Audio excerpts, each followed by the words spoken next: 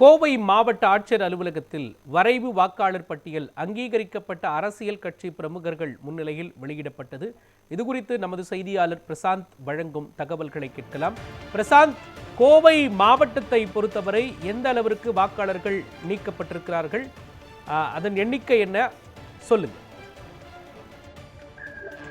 மோகன், பல்வேறு எதிர்பார்ப்புகள் மற்றும் எதிர்ப்புகளுக்கு இடையே எஸ்ஐஆர் பணி என்பது தமிழகம் முழுவதுமாக நடைபெற்றது. குறிப்பாக பல்வேறு கட்சியினர் இதற்கு ஆதரவும் தெரிவித்தார்கள், சிலர் எதிர்ப்பும் தெரிவித்த நிலையில கோவை மாவட்டத்தில் அதாவது 1/1/2026 பதவி நாளாக கொண்டு வாக்காளர் பட்டியல் சிறப்பு தீவிர சீர்திருத்த நடவடிக்கை என்பது கடந்த நவம்பர் 4 தொடங்கி டிசம்பர் 14 முடிய நடைபெற்றது. இதன் தொடர்ச்சியாக மாவட்டத்தில் அமைந்துள்ள 10 சட்டமன்றம், குறிப்பாக மேட்டுப்பாளையம், சூலூர், கவுண்டம்பாளையம், கோயம்புத்தூர் வடக்கு, தொண்டாமுத்தூர், கோயம்புத்தூர் தெற்கு, சிங்காநல்லூர், கிணத்துக்கடவு, பொள்ளாச்சி, வால்பாறை என 10 சட்டமன்ற தொகுதிகளில் வரைவு வாக்காளர் பட்டியலானது தற்போது வெளியிடப்பட்டுக் கொண்டிருக்கிறது.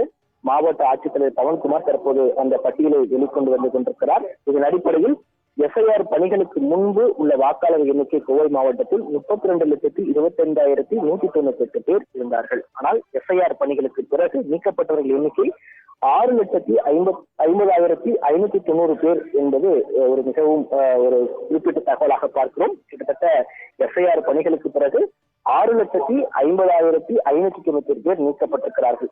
இன்று வெளியிட்ட கோவை மாவட்ட வாக்காளர் எண்ணிக்கை தற்போது கடந்த ஆண்டிற்கு பிறகு தற்போது எஸ்ஐஆர் பணிகளுக்கு பிறகு 25,74,608 பேர் தற்போது அந்த இறுதி வாக்காளர் பட்டியலில் வந்திருக்கிறார்கள். இதில் இறந்த வாக்காளர்கள் எண்ணிக்கை 1,19,489 பேர். இதில் முகவரியில் இல்லாதவர்கள் 1,08,360 பேர்.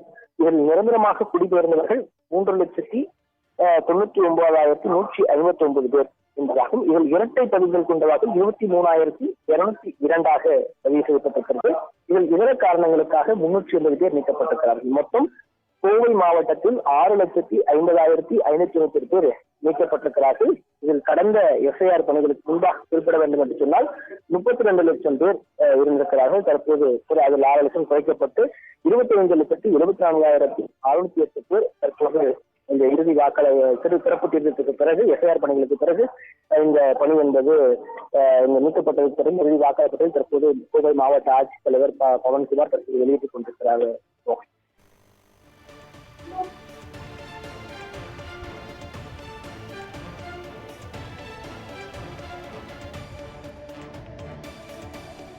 விரிவாக வழங்கியதற்கு நன்றி பிரசாந்த்.